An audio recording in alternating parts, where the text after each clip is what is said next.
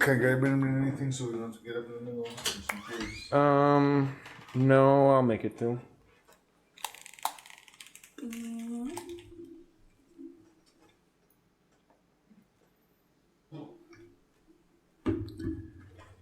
Give that back to Joseph.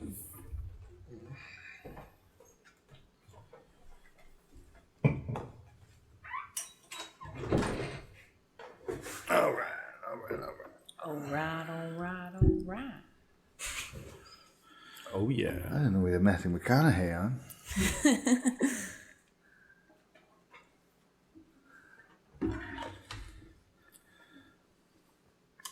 Ready? All set, buddy.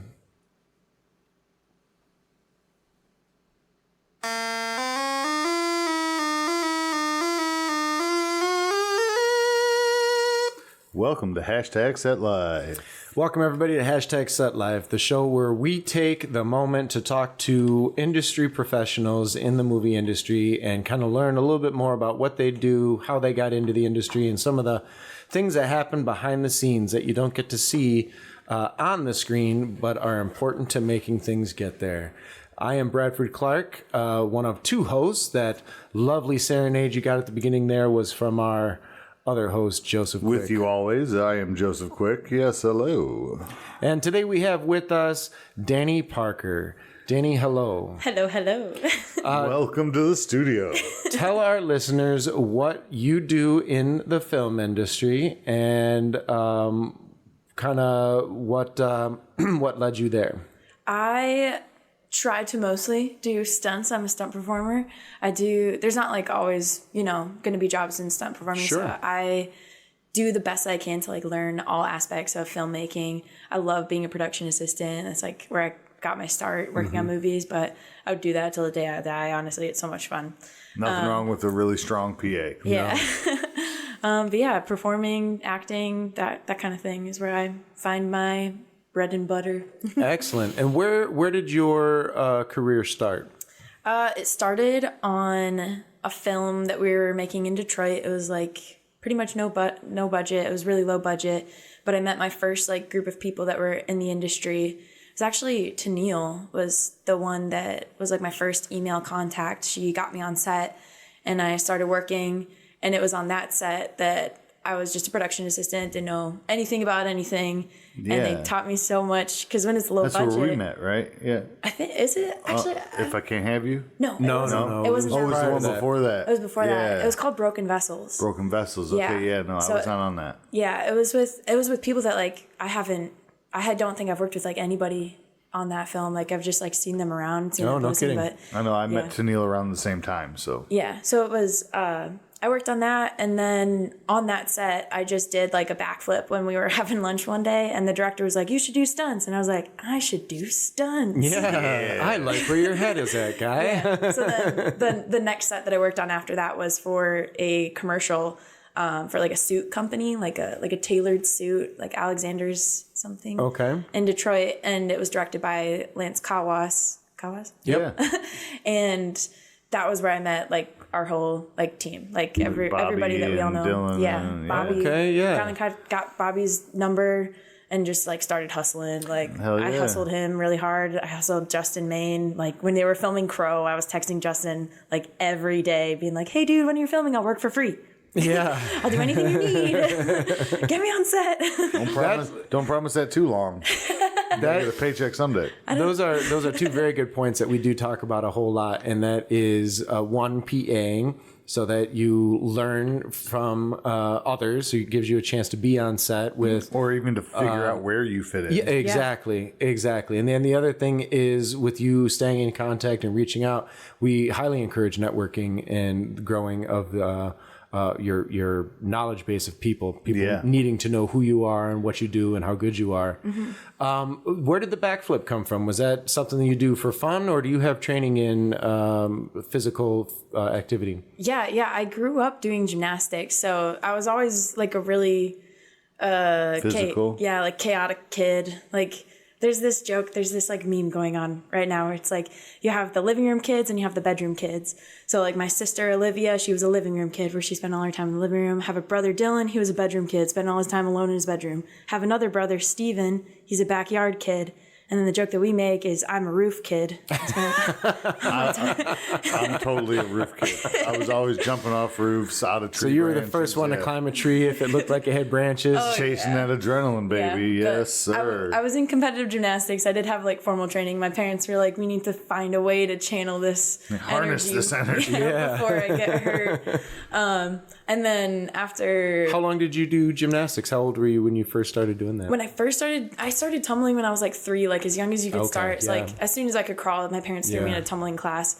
And then that quickly evolved into like, she's like far beyond what the coaches can teach her. She's getting bored. So we found a gymnastics gym, and that gym, they like threw me into competitive right away. So I got to like pick up everything really quick. And there was like the sky was the limit. And then my parents moved to like, they like separated and then moved. And in Michigan, there wasn't really like a great gym that was close by that worked for us. Mm-hmm. So I started doing like parkour outside because that's what my brother Dylan would do. And that kind of like led into my more stunty, gritty, less technique driven kind of style of movement. Yeah. But it worked out. Like that is really incredible. I mean, to be fair, it's led to some crazy things. I've seen you hoisted up on a motorcycle. The motorcycle that had to tip, you hang from it and then fall safely. So it's come a long way. It's only gotten much worse. I'm sure. So then what have you found is important to you? Because I know like we often work on a lot of independent films. Like it's very, especially being in Michigan, you take the opportunities as they come. So they're not always going to be high paid or high budget films. So we do work a lot in the independent market. And as such, because independent movies are limited in budget, stunts is definitely one of the departments that definitely gets like we'll figure out how to do something without stunts. Like the writers will write something bonkers, and then we got to discuss on set like, well, we don't really have the things to do that. What can we do? So what's the workaround? What's the difficulty, and what are some of the things that you've found to get around as far as finding work as a stunt performer? Yeah, it's really interesting. I think that the way that I work is like seasonal, I guess, is like the best way to describe it, because I have to like evaluate like finances all the time and just like making sure that I can make it to the next thing. Course. And it's also about like maintaining my health. Like I always have to be training, so I'm always like spending money to make sure that I'm ready to go when the job comes. Yeah. The fortunate thing about stunts is that when you do get into those like more union things or even like bigger indie things, a lot of the budget goes to the stunts because like they're the people that are doing some pretty dangerous things. So you might only work a day, but it's like a pretty good rate. Yeah, they got to take care of you, keep you alive. So I'm taking those jobs anytime they come, and like I'll find a way to make it happen. If people trust me enough to do the stunt, then I'm like, one of my better qualities of me like as a person is that I'm always willing to like try something, and I'm really focused and professional on set when I'm doing those things. So I haven't hurt myself on set yet, you know. I try to make sure that everybody knows the deal, and that there are people on set that are the coordinators that take on the liability, and I listen to them like to a T. Like we're always got to be on the same page whenever we're going into something. But like the other side of it is with the indie work, there's always stuff going on. It's just not always paid. Right. So that's where my networking like comes into it. Like I have so many friends that I would literally like hop on anything, any condition. Like I will do it because I just like working with people. I like having my friends. I like making something in that like environment. Yeah. And it's so like unique with like the indie world that we get to like create these things together. And it's not like something that everybody gets to do. It's not something that everybody knows is a potential thing that they could do for their lives. Right, of course. So. It's a beautiful bonding experience. Every project you're a part of, you create these special friendships. And sometimes you can go years without seeing one of those people, but the next time you step on set together or run into each other like us, on like, a cruise or just happen upon somebody at a concert or down the street. Like it means something to see that person again, and you're happy to trauma bonding. That's one way to put it. Yeah. But yeah, like we haven't seen each other in like a couple years. Like I think it's been a good 2 years, but we stay in touch. You know, we talk time to time, and when you're in town, we try to get together. Yeah, I think the last time I got to work with you, I don't remember how many years ago. It wasn't last year, so it had to be the year before. Out in Saginaw on Isaiah Barnes' thing, and One Reckless Weekend. Yeah, it was crazy because I think ultimately we called you out, and then we didn't need you, or I think we shifted. We shifted for choreography because I think the stunt that we had originally, Honey Badger don't give a fuck. The stunt we had originally planned didn't work out, timing or availability of actors, whatever it was. I don't think it ended up being a stunt. We still did like a rehearsal day while I was there, so like they got what they needed. Good. As far as that goes, but but that would have been the last time that I had a chance to see you or work with you. So that was some time ago. But it happens. It always comes back around, and we say this a lot. Make your bond strong with people because you will see them. There's very rarely are you never going to not see somebody again. Get phone numbers, not just their Instagram. I took my daughter out downtown one time just for pizza. She likes riding elevators. We were just, hey, let's go downtown, and I ran into a local actor, Anton Jackson, who's doing very well for himself. But he was just leaving work, and we were just standing there looking at this fountain, and he walked right up to me. I didn't even notice him at first. He was already walking towards me, waving, and I was like, "Who's waving at me?" And he's like, "Hey," and he gives me a hug, and he introduced himself to my wife and my daughter, and talked to us for a minute, and said, "Hey, I'm headed over to Detroit Water Ice," which I don't know if it's still there, but it was this nice little snow cone type place. Oh, no kidding. They were giving like, hey, 100 free one scoops to the first 100 customers, and he sent us like the code and everything. We walked over there with him, got my daughter a free treat. Nice. Yeah, that's so cool. It's just those sweet kind of moments that you can't plan. You'd never know. We were just out having a day, and there it is. Yeah. Yeah. So, Dani, what are some things that you do in your downtime to help you prepare for it? Because when it comes to stunts, like acting is one thing. You never know what role you're going to get. You never know what emotion you might have to come up with. But there's a range of things where there's a finality to it. Where when it comes to stunts, the imagination is the sky's the limit. Yeah. So, are there things that you do to prepare or to make yourself more valuable to a production as far as learning new things? What's your approach to like always safely destroying yourself? Yeah, I think that right now my age is the thing that's really helping me out, is that my bones are still, like my joints are still limber, and you've got cartilage. Yeah, I try to, like, a lot of it is like your diet too. Like you want to make sure that you want to know what your body feels like when it feels good. So like that's always been something that I've become more conscious of, because I used to eat like crap, like eat anything that I can grab and go. Because that's how thing, I like. In the industry, you're always moving. You are. Yeah, you burn a lot of calories on it. Yeah, and sometimes you got good crafty, but it's usually crap. Yeah, and like it's also like the way that I do my career is, and it doesn't matter where a job is. Like I will travel for the job, so I don't know where I'll be. Like I might not be home. Right. So it's like I gotta eat, gotta find what works for me. But as far as like training, I always have like some kind of regular just workout gym, like lifting weights, that kind of thing. And running has always been my like main keep up the cardio kind of thing. Yeah. I go through like periods where I love running and then I hate running. So I think all runners do that. Yeah. I know when I was doing cross country, there was very much I'm done with it. Like when the season's over, I didn't stay in shape. Cardio is something I have to talk myself into. I do not like doing it, but I know I have to do it. It's still important. Yeah. Like I still make time for it, but I'm always talking myself into it. Yeah. It's always an endurance just to do the endurance. Yeah. Right. I make myself promises. If you do the treadmill today, you get this reward. But let's further on that point. You said if a job comes up, no matter where it is, you will do it. And recently, last year especially, you did a lot of traveling. Yeah. Let's touch on that. Yeah. So I guess it was last year and like the year before, I was traveling for a live stunt show. It was called Marvel Universe Live through Feld Entertainment. They're so cool. Yeah, they're the people that do the Disney on Ice shows and like Monster Jam, and It's a great company. Like it was fun to work with. It was fun being a performer, and I got to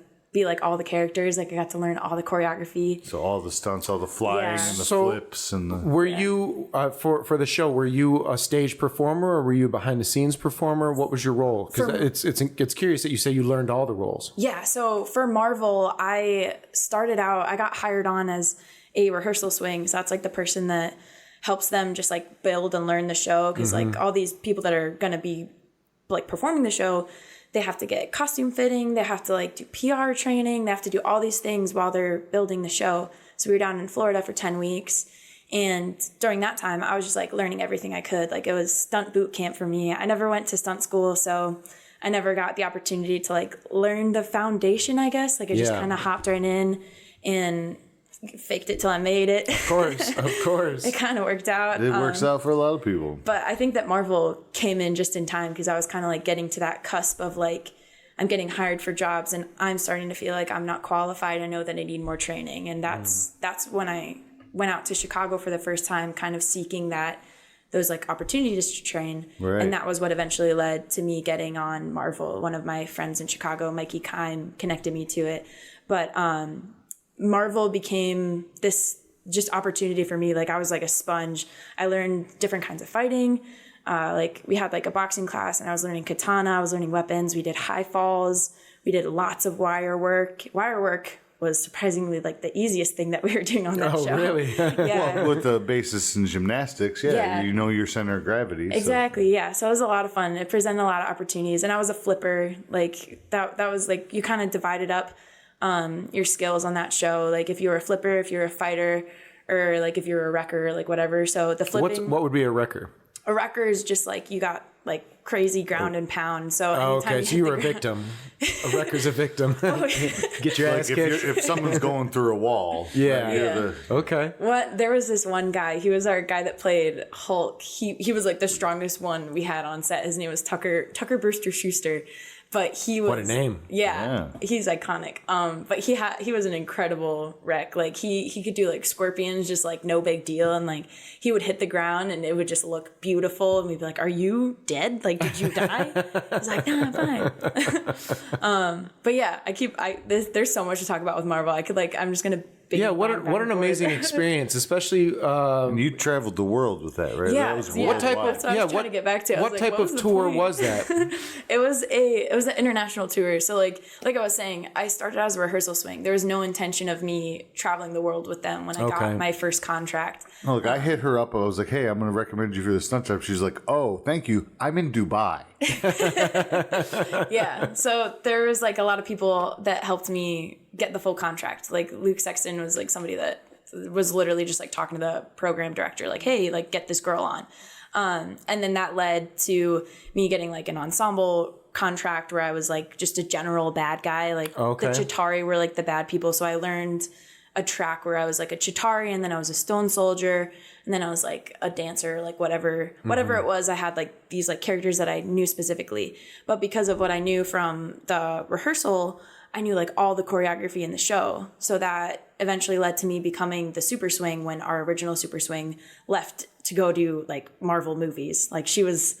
Erica so Keck was what like, so a lot of promotions happening here. Yeah, lots of just moving up the ladder. Yeah, which is good. Yeah, Marvel like also... Yeah, it's refreshing to hear. In the stunt world, like Marvel Universe Live and like these pirate shows that people talk about, those are like the places where like people start. Those like are the testing grounds. Exactly. So like grounds. It's like the second city for comedians. Yeah. It was really cool to like get to meet all these people too, because like I followed Erica Keck on Instagram and she was like the first person that I met where I was like, I'm a fan of yours before I'm meeting you. Like, hi, I'm Dani Parker. Good to meet you. That's weird, isn't it? And now we're like friends, and like I like let her know like, hey, like this is what I'm doing in my career now. And she's like, that's so cool, Dani. Good for you. I'm like, we're besties now, right? That's amazing. That's awesome that somebody you appreciated their talent is now a friend. So of yours. that brings me to another question. I love that about this industry. Listening to you and the relationship you built with her, and then speaking on being there for 10 weeks and learning as much as you had, but that wasn't the intent for you being there. Mm-hmm. It seems to me that people are really receptive to someone asking questions or trying to grow, and nobody's really closed-minded as far as with sharing information. Is that a good read? Yeah, I think in the stunt world especially, because like the coordinators don't want to be like hiring idiots. Like they want to make sure that they're people that you can trust because it's like serious stuff that we're doing. Of course, yeah. It's a high-risk job. I have the same thing in grip and electric. Exactly. Where I can train you. Mm-hmm. I don't have time. Okay, my job dictates. But you just want to make sure somebody's competent. Yes, there's so much I'm going to do automatically to test your competency, but like if you don't have that get-to-itiveness, to follow in line and figure it out as you, then. Yeah. Did you find that other performers were receptive to your questions and your intrigue, or did you kind of snipe it and do it secretly? I wasn't secret about anything. Have you met Dani? Yeah. Hey, I had to ask. I'm a pretty open book. People like I don't know what you're supposed to hide in this industry, which is probably like I don't think anything that I have would get me in trouble, but I think that like it leads to like people thinking I'm naive, which is fine. They can think whatever, but I'm gonna continue being like asking my questions and stuff. Yeah, I've learned that as you should. I've learned that there's a very nice balance of like being charming and annoying, and like finding that line to walk is like where you'll find your success. Yeah, like, that's good. That's why when you said you badger me, I responded with honey badger, don't give a fuck. Because you don't badger. You're not a badger. But I mean, if you were to get annoying, which you haven't done to me yet, I would say a honey badger, because at least you're still sweet. Yeah. You know, and you don't give a fuck because you're gonna keep doing what you do. Exactly. And that's infectious. Even if it's somebody's annoyed by it, that's a red flag to me. Mm-hmm. Like, what is wrong with you that annoys you? She's sweet as shit. Yeah, I've also learned, like, I've been in the industry long enough to like see personalities where I'm like, oh, like I understand why that person like doesn't get the same job opportunities as other people, and it's a lot of like how like what your intentions, like people can read right through you in this industry. Yeah. And like if you see it every day. If you're just looking out for yourself, like it's important to protect yourself, to look out for yourself, but if you're just looking out for what you can get, then rather than being a team player, but still playing it safe for yourself. Yeah, exactly. You can sense that. The motives. I think that was either last episode or the episode before, but one of the last two episodes we did talk about establishing the value that you provide. You know, because there are many other people who can do what you do, but being able to separate yourself when it comes to a selection and attitude is one of those things. So I guess that brings me to my next question. With working with, is this a large crew performer? I imagine I've seen showcases before of like the on ice type stuff, and it seems like not only is there a large background crew, but with the cast, so that you're talking about a large number of people. Do you find that the attitude that you have or that you carry is beneficial or important, or does it not matter? Does attitude and personal presentation make a difference? I definitely think it matters. There's of course like that like weird puzzle piece that people are trying to make, because if you have somebody who's like extremely talented and like somehow they got their foot in the door, but they have like a really crappy personality, or maybe they're somebody who is like young and green and like super energetic and like they stayed with the same thing for a while and kind of like pittered out a little bit, but they still have the same job. Like you have those types of personalities too. So it's a lot of like, it's a lot of just like what productions are like willing to work with for sure. And I think that everybody in this industry, they want to be here. Like it's not an industry for somebody, like you wouldn't stay in this job if you hated it. Right. No. Yeah. So, there's so many angles that are unquantifiable. Yeah. Like no matter how good of a show you get on, there are days, weeks, months sometimes where you're not on anything, or now, like you said, always calculating your finances, like, oh, how do I make it to the next gig, or all these things. So like you have to have a passion for it, but you also have to be business savvy. Otherwise you're just not going to cut it. Yeah. Right? You have to be cutthroat, but pleasant. Yeah, absolutely. It's a fine line to walk. I'm working on the cutthroat part, because I'm just like, I just want everybody to be friends. No, like there comes a point sometimes, and I think all of us, we start learning, because while we all share this advice, we are all still individuals with different personalities and different behaviors, different goals, perspectives. I think that we still as individuals learn how to make our personality that's something that's more cohesive with the rest. Like, how do I stay true to myself, but also be more pleasant or be more favorable in the eyes of others? Because you do want to stand. You want to stand strong in who you are, but you don't want to cause waves. Yeah. Correct. Yeah. Correct. So I think you're always going to be learning and developing and possibly altering a bit about, you know, who you are, how you approach things. Oh yeah, definitely. There's like, I worked my first like stunt job, like a rigging job with some of the guys from Chicago, and I was trying like so hard because like there was a big opportunity for me, and I was like, I don't want to mess it up, but I'm also like, my sarcasm and like my humor is right. It's like that's a huge part of G&E or rigging. Is Yeah. You got to be quick like witted and funny. Yeah. So like there was a like little raunchy. Exactly. Yeah, that was the thing. I was like, because I like played that line a little bit, and I was like, oh shoot, like as soon as it came out of my mouth, I was like, I probably shouldn't have said that. That was unprofessional. And then like all the guys started laughing, and I was like, all right, so that was your end. We're getting beers after this, aren't we? You're in the crew that has cigarettes at the truck and beers during lunch sometimes, you know, when it's a rough day. We're not tying one on, but I'm going to pull one back just so I can tolerate your ass the next 6 hours. What would you say is your greatest memory from being on the road? On the road? Oh my! Or what do you love or hate about being on the road? Like in general, or like just just you're being away. So for work, Make like that a two-part question. What did you enjoy about the road, and what about the road? Yeah. First, what did you like? Second, what drove you crazy? Okay. So I think the thing that I like the most, I've realized this, is the freedom. Freedom is a big thing for me, because I worked a Disney on Ice show, and like I was expecting it to give me that same feeling that Marvel gave me, where like we got to travel to all these different places and it would be a lot of fun. We were like doing a lot of things, but because it was Disney on Ice and I was on a crew position, it was a lot different, and I didn't have the freedom that I wanted/needed to be training in stunts and like doing all these things. So it just became like it wasn't the right fit for me to like be in that job anymore. But now that I've like gotten back to like just working on films, just working on commercial, like just the whatever you film kind of projects. Local aspect. Yeah, having that freedom to just know like, okay, like I got this day to work, like I'm going to be a day player on this, I'm going to be full time on this for like 3 weeks coming up. Just like knowing that I'm a free agent is like that's where I feel comfortable, and it's crazy because it's like there's no security in that. Like, it's frightening and exciting at the same time. I have to second that because it's almost an addiction. I think it's worrisome because the freedom.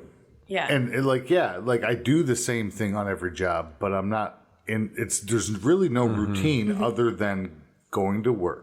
Yeah. There's different people. I'm lighting a different. Am I doing lighting? Yes, but I'm lighting a different scene. Are you doing stunts? Yes, but what's the stunt? Yeah. Who is it with? Yeah. What's the motivation? Everything is changeable. Yeah. Everything's a variable. Yeah, I don't think I could see myself being on like a series, right? Like a limited series would be great, or you know maybe an Like HBO show that does 6, 7, season. right? Like because for like 2 months a year, for and then me, come back. Yeah. What I love about this industry is that from day to day, and that's, you know, a microcosm, because like Danny said, you could be 3 weeks or 10 weeks, or, you know, you could have an extended period, but overall, your office is always changing. Yep. Yes. What you do where you are is always changing. What you do or what you offer because of your skill stays Your the same. position's the same, But even that, like even the actual implementation of those skills varies because every project is a new puzzle that needs solving.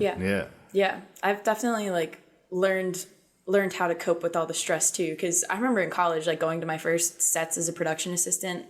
It was partially because I was like a little like 19, 20-year-old driving out to the middle of Detroit at night by myself. Right. I did some pretty sketchy It's a things on little film nerve-wracking. sets. Yeah. But like I would get like a pit in my stomach and I'd be like, oh, like I don't want to do this. I'm like nervous. It's my first day on set. Like, But once are you've people been to gonna like me? Detroit at night a couple times, you realize it's not really that bad. It's not that bad. And it's like, There are blocks to avoid, but Yeah. other than that, and like the time I keep telling myself this too, because it's something that I learned. But like whenever I get that pit in my stomach before I'm doing something, I know that it's always going to be an amazing opportunity as long as I it. push Yes. through it. that's like the motivation. exactly. Yeah. So now I'm just like, That's what becomes addicting. Be yeah, careful. I know it's become like a thing that it's like my way to cope. Like if I don't get that pit in my stomach, I'm like, is this even worth doing? Like I lose all motivation because I'm so used to be Yep. oh, there's that pit. Okay, this is good. This is Yeah. gonna like it gives me a motivation now. Yeah.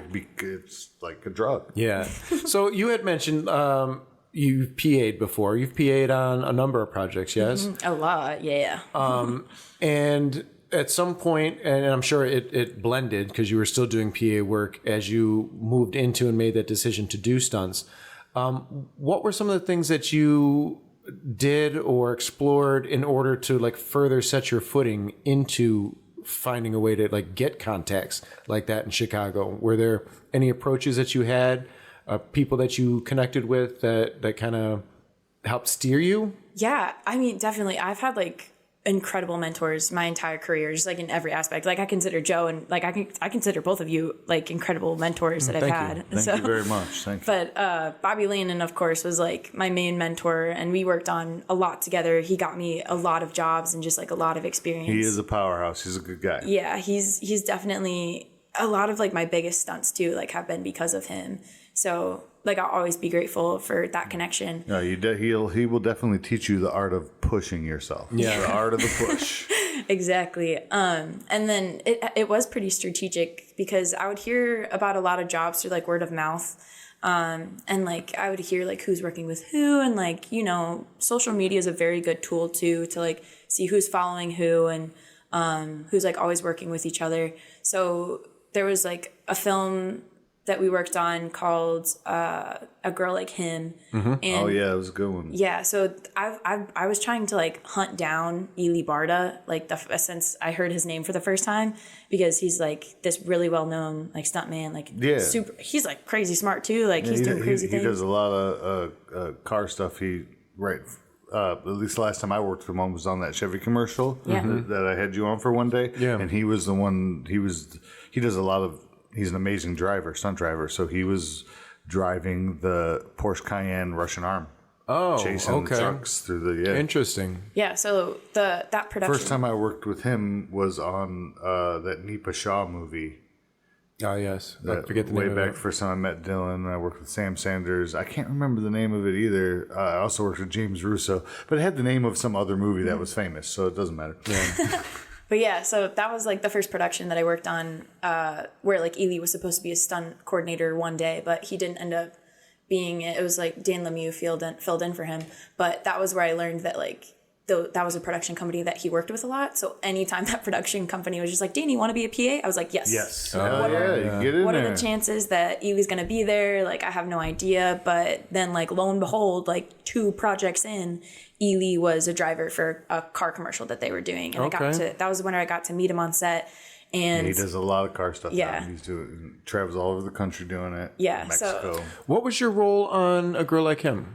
I was just a production, or no, I was a weren't a second production assistant director. Okay, That yeah, was- because I don't remember being on set with you. That production had No, you spent all your time up in the office on the computer doing paperwork and shit. I barely saw you on that. No, I spent all my time babysitting the actors.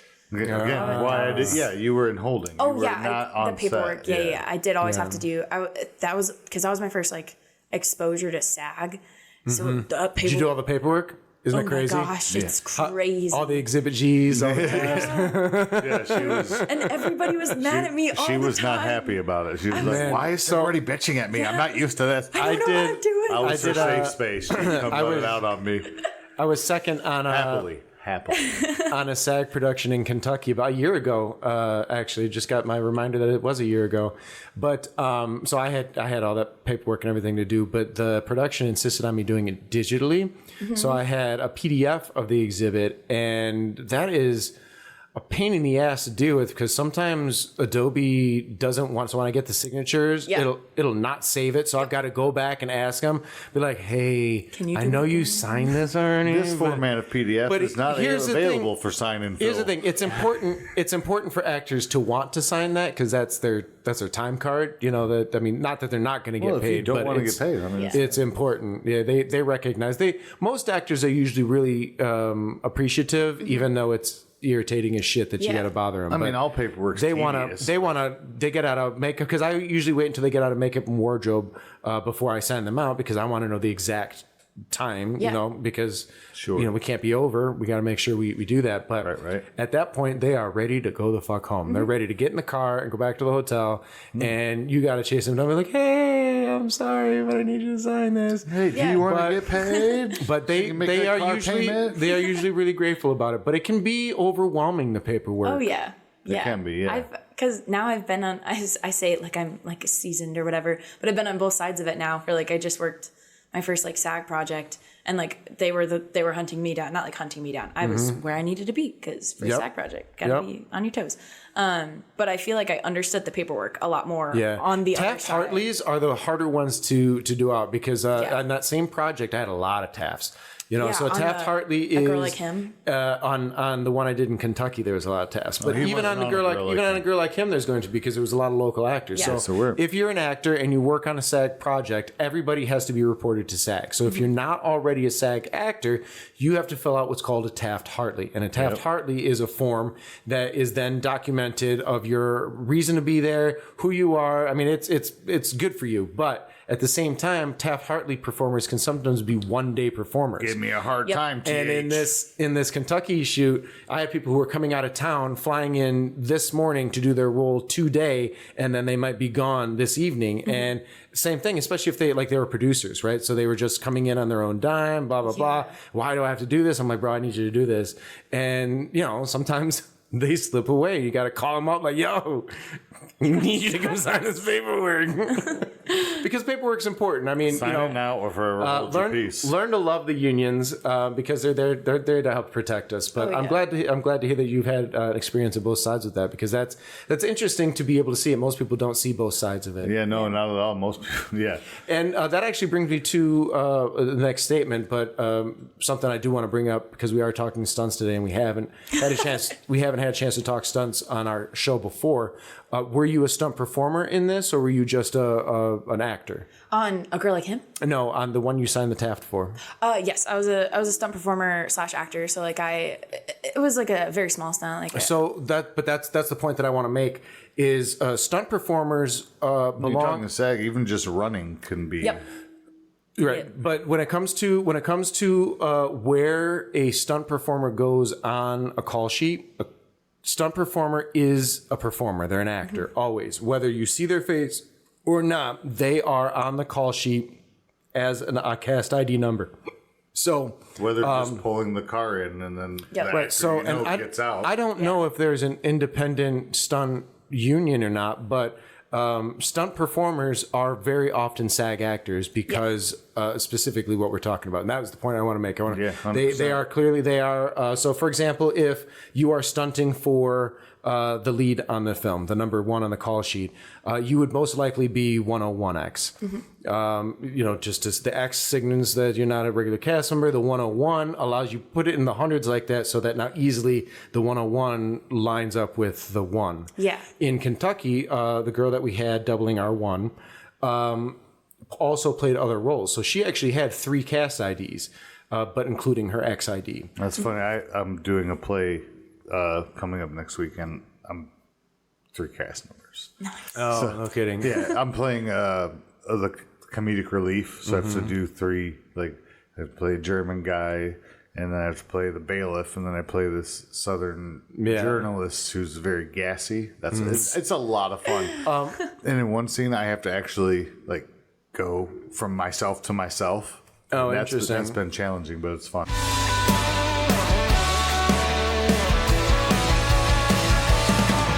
Okay, so I actually... Joe leaned on the damn keyboard and stopped the production. Here we are. It was less than 3 seconds. Hey, as long as we didn't miss out on conversation. There's video right there. You can check it against it. So we were talking about call sheets and where stunt performers go. The reason I bring it up is because I had firsted for a while and hadn't worked with stunts. And so it was kind of a learning experience for me when I had to add stunts onto the call sheet and I didn't really know where, are they crew? Because there is a stunt, like a stunt coordinator. If they're not also a performer, a stunt coordinator is crew. Mm-hmm. But a stunt performer is cast member. Yeah. Correct. No, but in that one in Kentucky, there was like horses involved. Yeah, so our stunt rider, they were stunt riders. So you had to are the horses part of the cast? Nope, that's animals. Are they stunt performers? No, they're animals and they get a wrangler. And we are back. Joe's getting too excited. We had to remove the keyboard altogether. Yeah, I got thinking about David Spade and his little bit about Christopher Walken. But have you ever worked with actor cats? No, they have those. They do. The good. The good. Have you ever worked with an actor dog? No. They have those? They do. The good. The good. It's just, sorry. All of that. So you've interrupted our podcast twice. Yeah, because that's the important thing. Thanks, Brad. I tried to move on. You're a dick. Are we going to talk or what?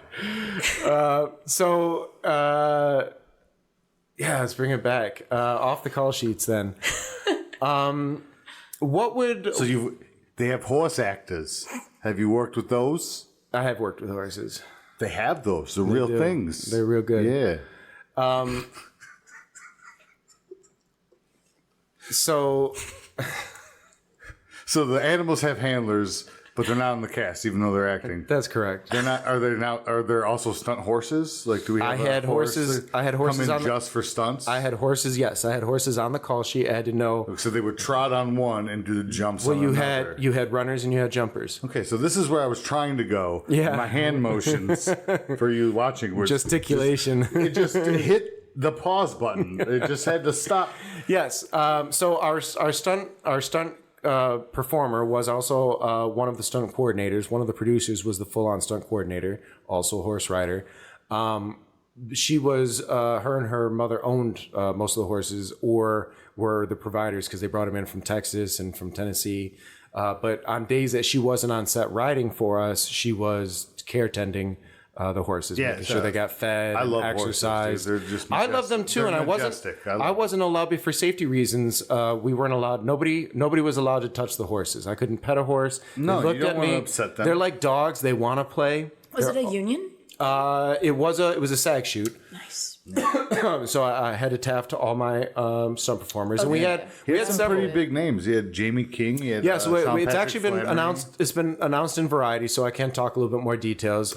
Sean Patrick Flannery was in it. I don't break Jamie the NDA. King, I didn't sign it. Jennifer. Well, then I broke it if I spoke to you, but I didn't sign an NDA. You didn't tell me anything. It was somebody else. And if I don't name them, they can't prosecute. But it was a lot of fun. But I did learn a lot. I learned a lot about that because it was the first time that I got to work with the variety types of stunt performers and even just coordinating that into the schedule. It was a lot of fun. What is your dream stunt? My dream stunt? I have a lot. I have like a bucket list of stunts. Do you? Yeah. Okay. What are your top three? Rattle them off. I want to get hit by a car. Okay. Cool. You've yet to be hit by a car? Yeah. That actually, so I know that my reaction, like, what? But of all the stunts that can be done safely on set, getting hit by a car, there's a variety of different ways to do that. Yes. It's also typically a pretty dangerous stunt. Oh, it's always pretty dangerous. Yeah. I think about the stunts that I've done. I've done some pretty safe stunts. But yeah, so hit by a car. I want to get thrown out of a window, like through glass. Thrown out, or you just want to be out of the glass? Is it the height and the going through the window? Yeah, like I want to break glass falling down a window. Okay. And then if that was also on fire, that would be cool. Have you been set on fire? How about you on fire going through the window? Yeah, that's the one. That's what you mean? Okay. Yeah, I have been set Same page. Yeah, I have been set on fire. Actually, a stunt that I did with Bobby Lennon, like it was super, super cool stunt. What was pyro gel? What was that like going into it the very first time? Where was your head? Well, so in Chicago, I had done fire workshops before with Sweet Spot of the Flame. They are super professional. Like they are on their shit. Like they know what they're doing. Yeah. So I had really great experiences, and I knew the safety. I knew how fire burns go. I knew the layers. I knew like everything that we did on set. I had already done before in the workshop. So I felt like good and ready to go. And then my safety team on that film was also like these guys that it was like our last day of filming. So like we had bonded. I knew them. I felt comfortable with them. So you mentioned something there about the way that the team took care of you, but you also highlighted that it was a bunch of dudes. Yeah. What can you speak on to our female listeners as a female in not only the film industry, but in A male-dominated portion yeah. of it. Yeah, stunts is mainly male. Yeah, it's a lot about like the competition. I feel like is interesting because guys will come up to me and they'll be like, "Oh, like it's good that you're like a stunt girl. Like we need more of those." And like there's not a lot of opportunity, or there's not a lot of women in this industry, but we need more. But it's like the opportunities and the jobs, they're also a lot fewer than there are for men. So the women involved are highly competitive. Yeah. There's very few that I'm aware of, but Zoe Bell's Bell's my got her favorite. name from working with Quentin Tarantino, and she's done so well that she's worked up. She worked in Death Proof. She's now become an actor in her own right, starred in her own movies, and she's very talented. But there's not. I don't feel like that's the one I know of. right. I don't think I could name off like 2 or 3 like actual stuntmen that became actors, but at the same time, I know that's happened. Yeah. Like Michael Duncan Clark was a security guard that became a very Well, the guy who directed all the John I Wick just movies. see that turnover happen more in the male industry. Yeah, correct. And I think that the industry could be helpful in making the women try and be less competitive towards each other.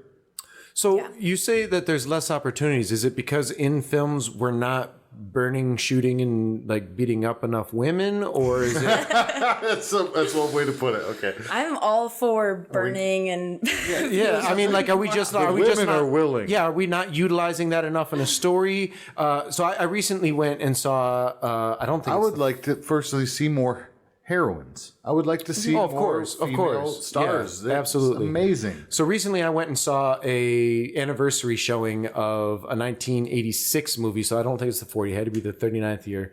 But a BMX movie from the 80s called Rad, Oh yeah. which is a banger movie. And I need to find a show episode for us to recommend it. But in that movie, it's a movie about BMX performers, and they used all kinds of different BMX types of performers. So from the freestyle to jumpers to racers, everything. And they stunt doubled multiple, like one character could have been 3 stunt people based on the type of skill that needed to be. Yeah. Right.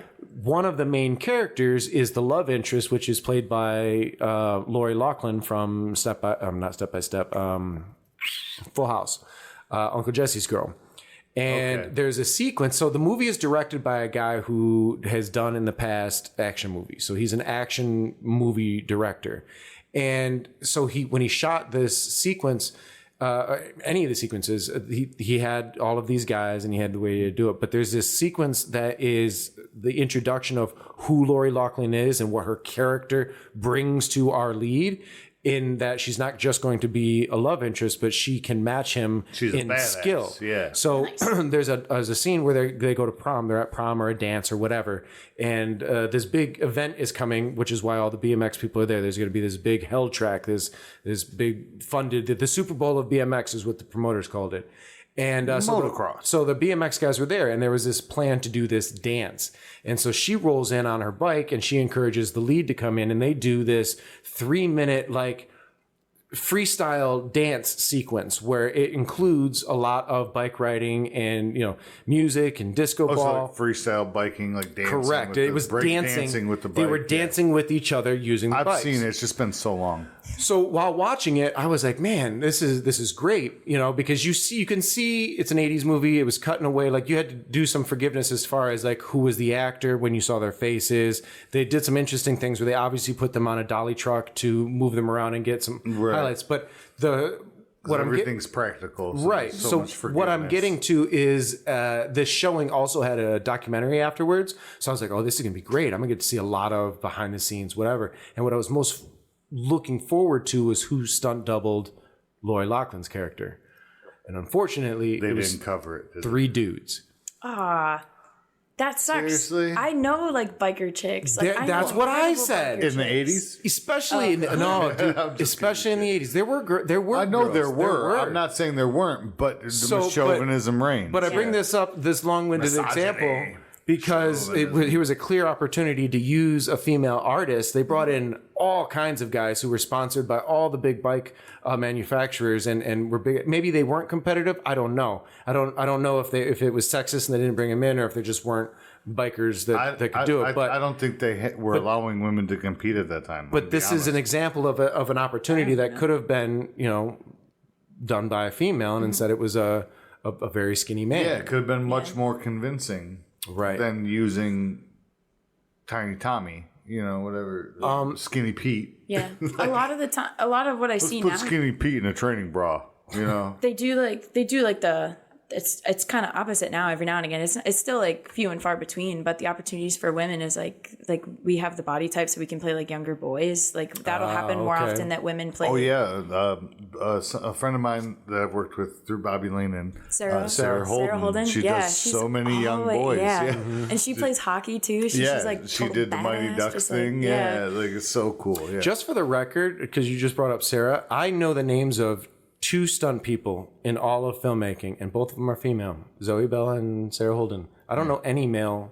I mean, outside of Bobby, I guess I know Bobby. Yeah, like by default, but personal. But outside of outside, because I've never worked with Sarah. I know her through y'all. But like you mentioned with Zoe, and well now and Dani Parker. But you know her personally, obviously. Obviously, yeah. If you didn't before, you've shaken her hand now. In the paramount of like the world at large, like I don't know stunt performers, and how is that for you as a performer? Brad Pitt Once Upon a Time in Hollywood. I'm just. How is that for you as a performer, knowing that the stunts and things that you perform is for somebody else, right? Like somebody else is not necessarily going to get credit. We know, other than Tom Cruise, that the actor is likely using a stunt double. But at the same time, the recognition isn't really there. Is it more about the experience for you and being a part of it? Is it less about being recognized? I actually love the fact that like it's not my face, not my name, like for that kind of thing. You don't want the fame. You want to just overcome the physical challenge. Yeah, like I just want to do it. It's just fun, and like there's so much stress that comes with like fame and people like knowing and like watching you. Like that's always been like a thing that I've kept in the back of my head, like doing this industry, and especially when I decided that I wanted to do the like performing route professionally. I was like, all right, like the other risks that come with this is that I'm going to like do podcasts like this, maybe say something stupid. Somebody's going to run with it. But what if you want to go to the store? Yeah. Get a King Kong, have a cornetto. Cornetto. Should have thought of that before you got famous. Yeah. Go ahead. I'm sorry. Yeah, no, I was just going to say, it's like being a stunt performer, you kind of get the best of both worlds where it's not my face, it's not my name. Like, not a lot of people are going to know who I am unless they like seek it out. And I'm like, fine, buy me. Like, you get the spotlight, but you don't have to live in it. Yeah, exactly. Just make sure you get the name right on the check, and then it's all good. That's right. As long as it cashes and doesn't bounce back at me. And the credits name matches the check, right? Okay. If you could provide one piece of advice for anybody who might be interested in getting into the world of stunts, but I think especially females, what kind of advice would you offer? The thing that we always say in the business is don't be an asshole. That's the best opportunity. I mean, that's good advice in every avenue of life. For sure. But yeah, as long as you're like a good person that people want to work with again, like your talent will come with your training, like, but your personality is a really big reason why you're going to get jobs more and more. So the more that you can connect with people and just like keep a positive spirit about yourself, I think that's what coordinators really want to see, because they can make anybody look good on camera. Not anybody, of course, but they want to see somebody who's professional, who knows what they're doing, and just like wants to work. And it's still a delight to be around. Yeah, I love this because we're tackling a whole new field. We've never covered stunts before, but we're doubling down on the same message we always bring. Yeah, absolutely. Well said. I don't know if I've asked you this already. We've talked about it a lot. Have I asked you what your favorite stunt you've already performed is? For as far as like stunts that I can talk about, for sure. That motorcycle stunt where we went up on the rig, that like that was with that big crane on. lifting up the motorcycle. That was a fun day. If we could have like ridden it, if I could have done like just like a quick little ride, that would have like been the cherry on top to just like be like show coordinators like, hey, I can also ride this momotorcycle. Right. Right. But yeah, that was definitely a really cool opportunity. That was also my first time like on wires in a harness. And it's really funny. It kind of like speaks to like how stunts are, where people just trust these random people. Yeah. Like those guys didn't know who I was. Like I was just kind of saying like, I know what I'm doing. Yeah. Online. But everybody who could came to make sure that bike didn't fall on you. Yeah. We definitely there was a lot of time placed into the safety. Making sure it was safe. Yeah. We've never done this. She's never done this. Let's make sure everyone's comfortable. Yeah. The angle looks good. Yeah, so we didn't rush a thing. the shot that we're describing, she was doubling for a character who was parked aside on a motorcycle, and it's a ghost tail, so the bike started to float more or less on its own, and then she had to struggle with, and eventually it was upside down. She had to hang on to it as it levitated and turned over. The bike was raised up about 25, 30 feet for the whole stunt to take place. So it was about 6 or 7 hours of coordinating and getting it all put together before it was us to a get giant shot. crane. Not to mention, like, the coordinators were, like, building the rig that the motorcycle was on set. Yeah. Painting it green so we could phase it out. That's a different story altogether. I don't want to talk about. But yeah, it's like it's funny because pre-production. Pre-production. Abuse it. Because then don't just use it. But then you also like that's where you catch the things. Like you do tests like that. You have everything ready before you get to set, so you can like test it and actually see what's going to go wrong. And there will still be fine tuning. Yeah. But and a rehearsal. A rehearsal could have been. A rehearsal would have been cool because it's like it's a small thing, and it was also like my first stunt, so I wasn't going to complain about anything. Like I was like, this is fine. I'm good with everything. But like the way that I like had to grab the bike, like it was like totally cutting into my fingers. Like I had like slits like all the way across my hands. Yeah. But I was like, this is worth it. It's fine. You were out there. You had, Bobby was there. I was there. There's a bunch of people around that you trusted. I felt so safe. Yeah. You've been safe in dangerous situations with all of us before. So exactly. Even if something goes wrong, we got you. I didn't know about the hands, so I apologize for that. No, there was so much else going on. She's telling everyone for the first time right now. No one knew about it. She didn't even tell me that. Tells me everything. I just want you to know that your safety was of utmost importance to me. Oh, I did feel it. I definitely realized that. Yeah. Well, Danny, thank you so much for coming on and sharing your wisdom and experience with us. I mean, what a pleasure of an episode. Thank you. Like, seriously, I learned some things. That's saying something. Yeah, and I wish you the best in all your continued ventures because it's very exciting because you're one of the closest people I know that's going through this, through a different department than, like I said, I don't get to work with a whole lot. So there's so much to learn, and I love watching how you have grown from, just being curious to, traveling the world. Yeah, you guys you guys have been there from the beginning. It's really cool. So before we say goodbye, what are there any socials or any way that somebody might be able to reach out to you if they have any questions or if they just want to follow your journey? Yeah, you can find me on Instagram at Dani Parker. It's DaniPark0UR. And IMDb, I'm under there as Dani Parker. I think I'm like number 2. Oh, hell yeah. Oddly enough, there's a few Bradfords out there too. You know what's really odd is there's more than one Joe Quick. That is really weird. Yeah. So Joe, how can the people find you? Joseph Sheldon Quick on most socials, but on the Instagram, you can find me at chaotic_artisan.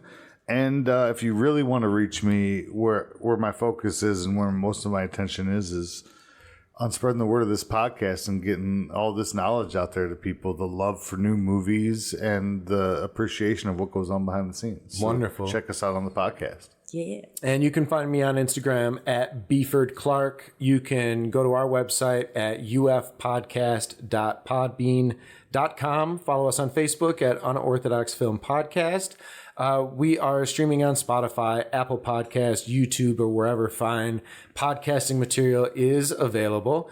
When you go to our website, you can also follow a link to our merch at UFO Bazaar, where we have T-shirts, hoodies, drink cups and water canisters. Get that gear, we got all represent. kinds of gear, but that helps support the show and our future ventures and hopefully bringing entertainment. But most importantly, we'd love for you to like and subscribe and follow on your favorite platform, as well as give us some feedback. Hit up that comment section. What type of questions would you want us to ask Dani, or reach out to her? But definitely get involved in the conversation. What were some of the things that we talked about tonight that were interesting?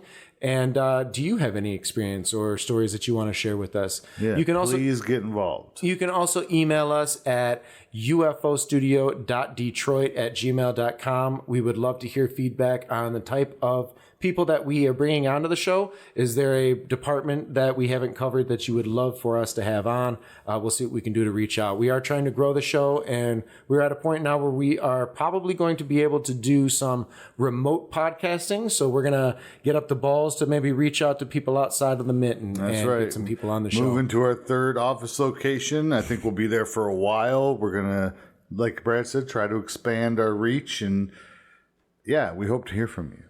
So thank you, everyone, for listening. Dani, thank you for joining us today, and we will see you all next time. Peace out.